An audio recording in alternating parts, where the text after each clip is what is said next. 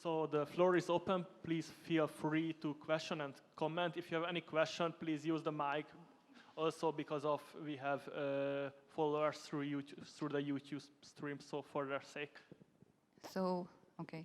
So thank you very much for the panel. I really enjoyed, and just a brief comment. I have a commentary starting from Pavlina and Hannah presentation, and I enjoyed this presentation as the other Hannah's presentation in Budapest few years ago.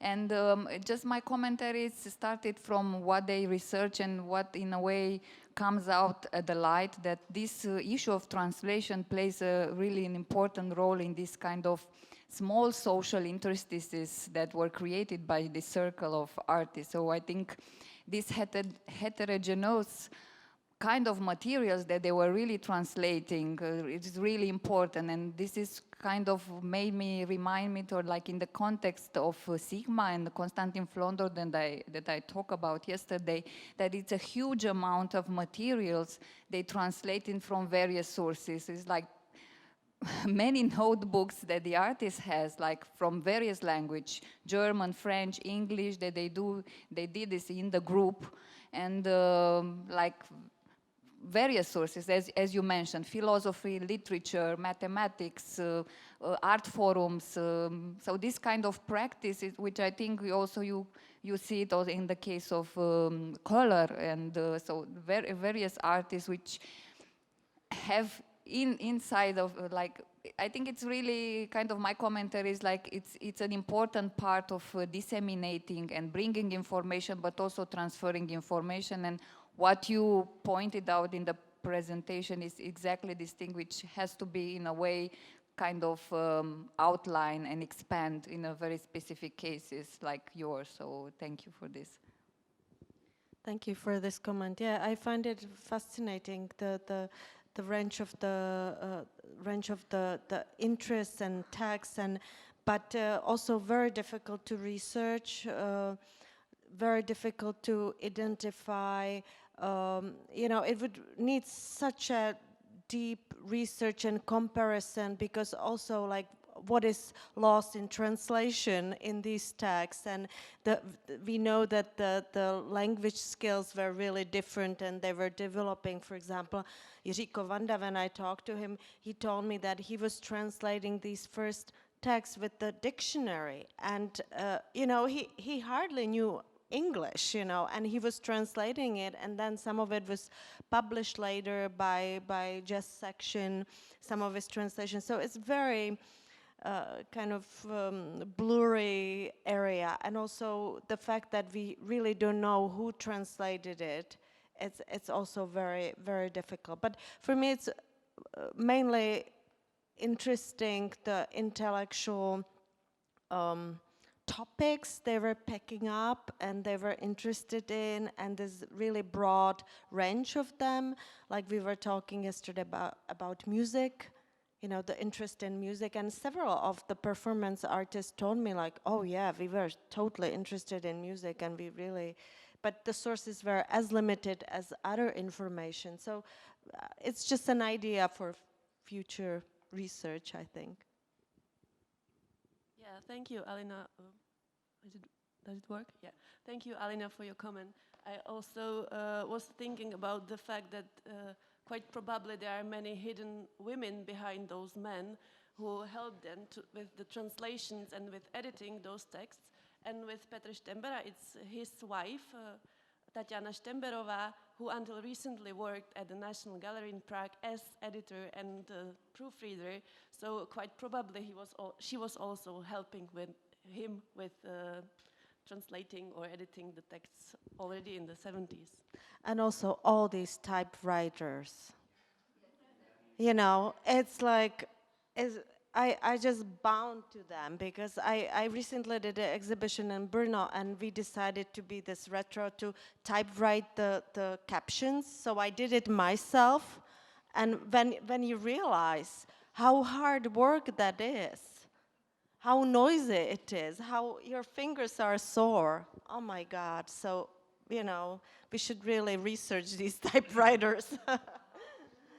Women, usually women.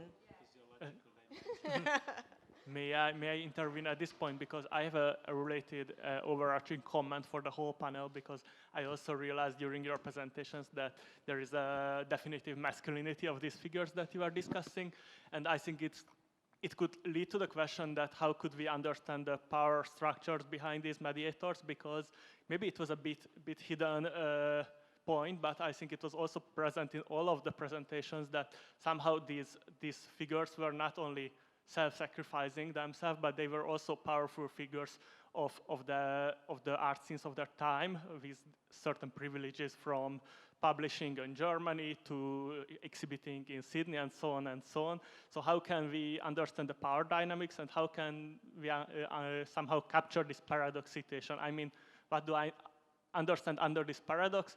That on the one hand, I had this impression that all the figures that you discussed were really powerful figures in their local art scene, but in the international art scene, they had a, let's say, subordinated or semi-subordinated position. So how can we capture this, I guess, pretty complex dynamics?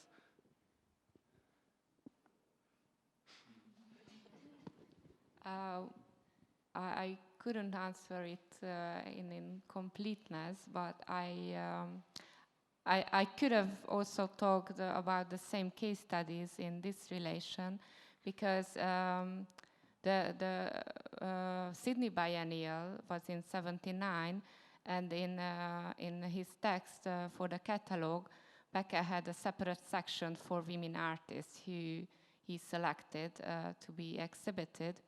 And there's a very nice sentence that he starts to write about them, and he says that I could say, like, according to feminist discourse, but I'm honest and I'm not saying this, and I'm just interested in women, he writes. So it's interesting that I think throughout the 70s it changed a lot, and a lot of such sensibilities appeared, even in a limited way. So I could tell that, like, I think late 60s, 70s, no one thought about these things, but maybe towards the 80s, reflections started to appear on these kind of hidden power relations. And even if these people belong to a generation for which it was not an issue, and it's also very important to say, like Dora Maurer and Ilona Keserű, like important Hungarian avant-garde artists, always emphasize that they are not women artists, but of course you can find traces, and I think it's important to find such traces, also reflections, and of course we need to be critical of these power positions. But yeah, I think there are reflections on this. In the case of Becker, not so much to this gender relation, but there's a very nice interview with Miklós Erdély, a kind of equal interview in which Miklós Erdély asks Becker that, do you reflect on the power you have? And then he is forced to reflect on it. And it's really nice, because an artist and the curator relations were already thematized. I cannot recall the date, but yeah, I think we can find traces for such reflections. I think for briefly only concerning Kalupecký, it is not so simple that his power would be the local one and subordinate position in the international context. Sometimes it was in some period. It's also a question of genealogy of the figure development. In some periods, it was maybe even even the opposite side. He was like in the Czechoslovakia, some less known samizdat author, and on the international field, quite a well-known Duchamp expert and the guru of Western art system for Russian artists. Some of them claimed he have heard for the first time in their life about Marcel Duchamp from Kalupecký in Kabakov's atelier during his lecture. So it changed also during the time, but the question of power, it's of course quite central, because Kalupecký also did have the possibility, like, to monopolize discourses before him. For example, several Czech very professional art historians visited Soviet Union, and none of them did manage this chance as he did. So many hands in the air. Thank you very much for all your engaging papers, and Pavlina and Hanna, an impressive piece of hard work and hardcore research. I was going to ask about the typewriters, but as I understand, this is kind of in process, so I won't. And two short questions. First for Zsuzsa. At the very end, you mentioned something like Becke's attempt at legitimizing conceptualism as a kind of futurological realism. Was it his term that he was using at the time, or is it your term? Could you a bit elaborate on that? And the other question is to Andrea. Recently was a big discussion on the so-called Bildstreit in Dresden, that the question of East German art and its legitimacy, its visibility or invisibility. Was there any Thomas Strauss trait in this discussion? Do you know anything about it? Is there any relationship between the Ostkunst that you were discussing and this kind of recent event that, as far as I know, have still been going on in Dresden, but in the whole of the former East Germany as well? So that would be my second question. Thank you. Briefly, yes, Becker uses this at least one place in his text, but it's a long story. He had a kind of with or without relationship with realism, and he has very nice texts on this affair that, of course, it was something forced on the art scenes of socialist countries, but he also tried to make sense of it. And it had very nice outcomes. Like one is the mirror exhibition that was on Balatonboglár, and we just discovered together with Andrea that with Thomas Strauss they wanted to do a mirror exhibition also in Germany in the 80s. And it was also a kind of provocative reflection on reflection theory. He uses this term realism future inspired by Strauss. But maybe I bit kind of exaggerated. But yeah, I mean there could be other readings. But yeah, there are actually two texts from '33 in which he uses it, and then later texts in which he always tries to say that realism is not my topic, conceptualism is my topic. But then he enters into discussing what we can do with realism. Does it work? Yes.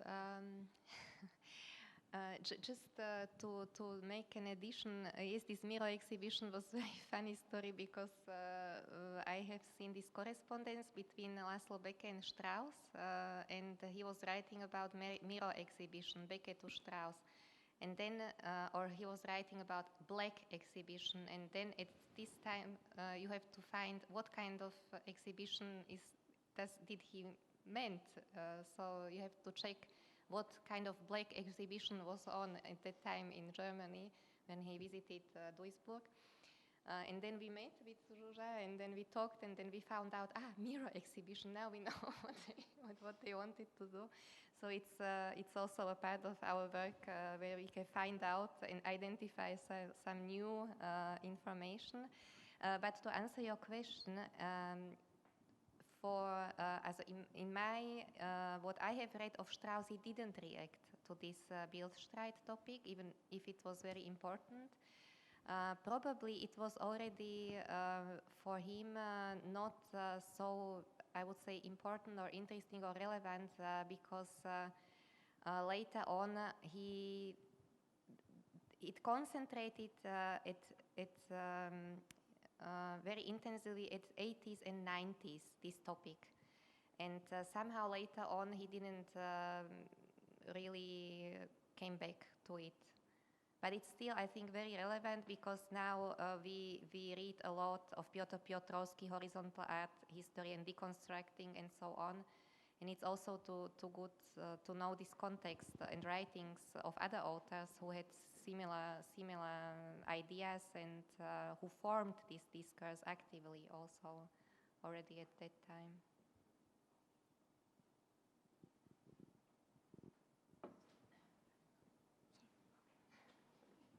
Thank you. So I have a question for Zsuzsa. Thank you for this wonderful presentation that was really close to my approach, and really, I was really fascinated to listen to it. And especially I would like to thank you for emphasizing those non-binary of Marxism and democracy. I didn't have time to elaborate on this in my presentation, but you just mentioned it very clearly, and that's something really precious to me. Of course, not to mention collective approach and, you know, Becker approach that was really framed interestingly. But my question to you is really specific, and this is about, and this was also very nice that you somehow criticized Foxhall from the perspective of Hungarian narrative, that it was far more engaged in the political relationship. But the question is very specific, because actually you addressed a problem that I approached during my research, namely the Foxhall exhibition and review of Becker, who emphasized that certain works had been censored. Do you have a specific knowledge what was censored? Because I had copied a so-called catalog, because you know how it looked like. It's not a real, book, yeah, but few pages, and some of them were empty. And I wonder if they were empty, who made them empty? Was that made on purpose to emphasize that something was censored, or was that a technical question of they were planning? Had been planning something that couldn't be realized at the time, and I'm really curious about that aspect. If you have a knowledge, please let me, answer. Yes, Thanks. I know, but it's not my accomplishment, but Anna Maria Szőke wrote about Miklós Erdély's Molár Gábor solidarity action in detail, and in connection with this as correspondence, that there was a quotation. You can find information on this by Göring, how you can make a wall. And this was a quotation that Borowski didn't want to include in the catalog, and also to translate it to Polish in the exhibition. But also Becker mentions Gyula Power's works as well, and as correspondence. I also wrote about it, so anyone interested, I can send you the Anna Maria Szőke text and mine as well. So it's kind of more or less reconstructed, yes. But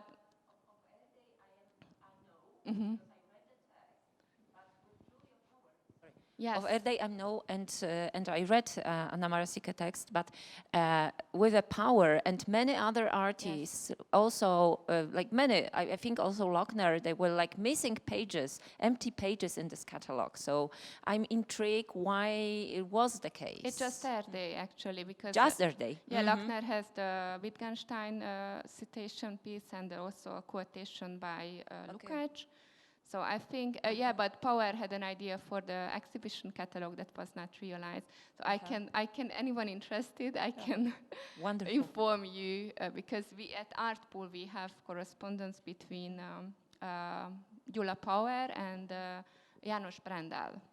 But it's a really interesting issue because, everyone thought that in Poland everything is possible, which is not possible in Hungary, and I think it's really symptomatic how it did not prove true. Yeah, sure. Thank you very much.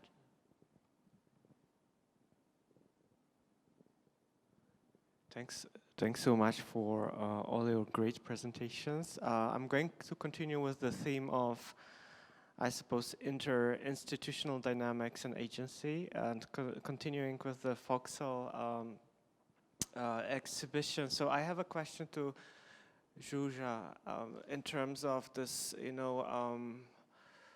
Foxhall experience of László Becker.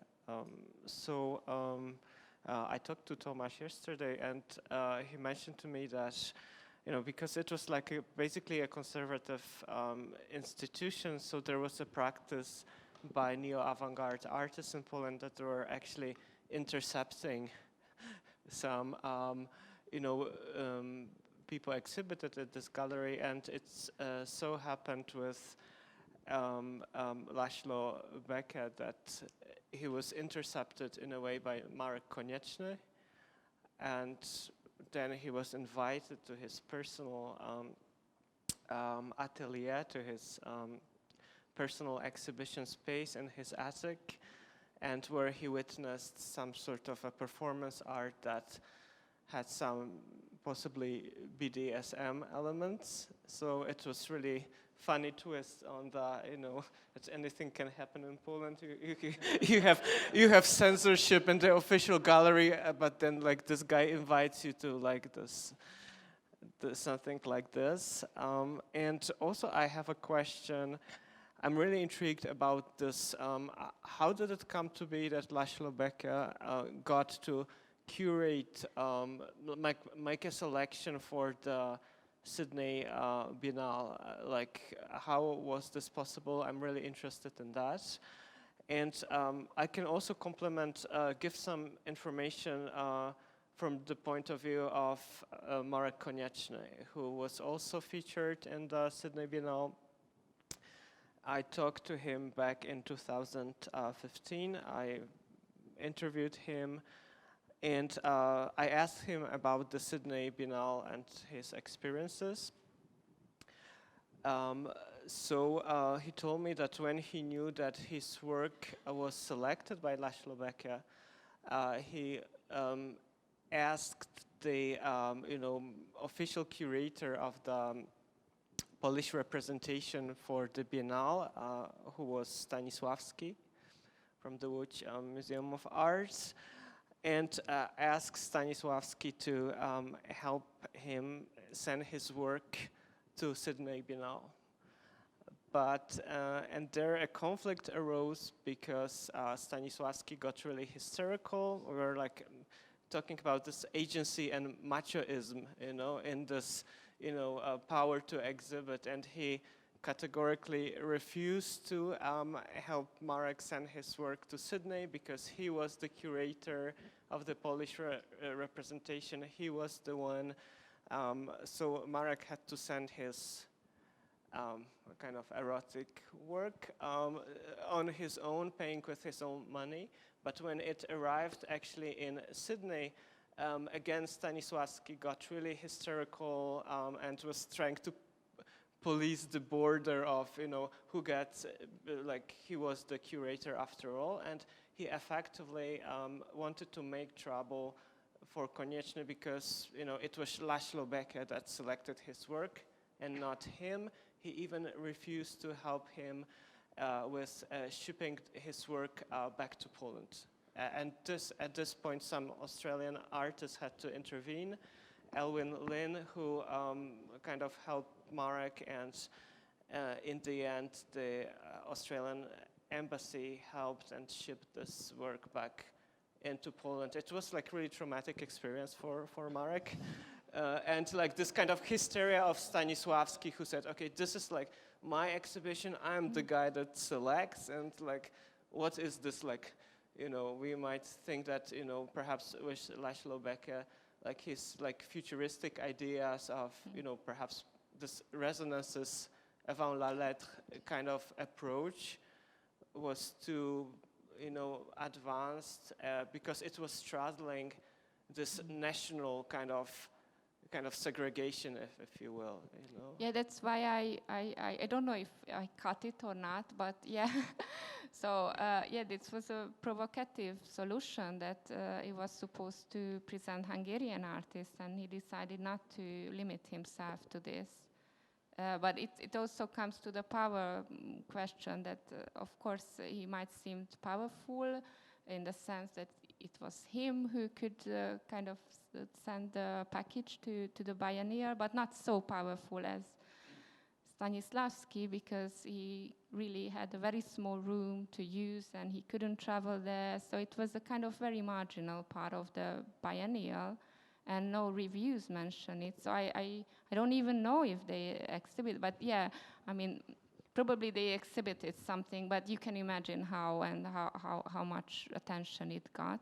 But thanks a lot for this comment, because it's really interesting to know how positions differed among various invited East European experts, as usual, when there's a big international event. Thank you for the response. I just checked the clock and I realized that it's slowly the time to wrap up the session. If you don't have any super urgent question, I would really finish at this point and you will have a chance to discuss and mix and mingle during the lunch break. Of course, I cannot promise the same opportunity for the online participants, but for the offline participants, definitely. And I am really grateful for all the panelists and for the audience for putting together such an inspiring session. And I was also really grateful that at the end the discussion started arching towards institutions, because actually our afternoon panel will continue with the discussion of the role of institutions. So we have now an hour of lunch break, and we will continue with the next panel at 10 minutes after 1 p.m. Thank you.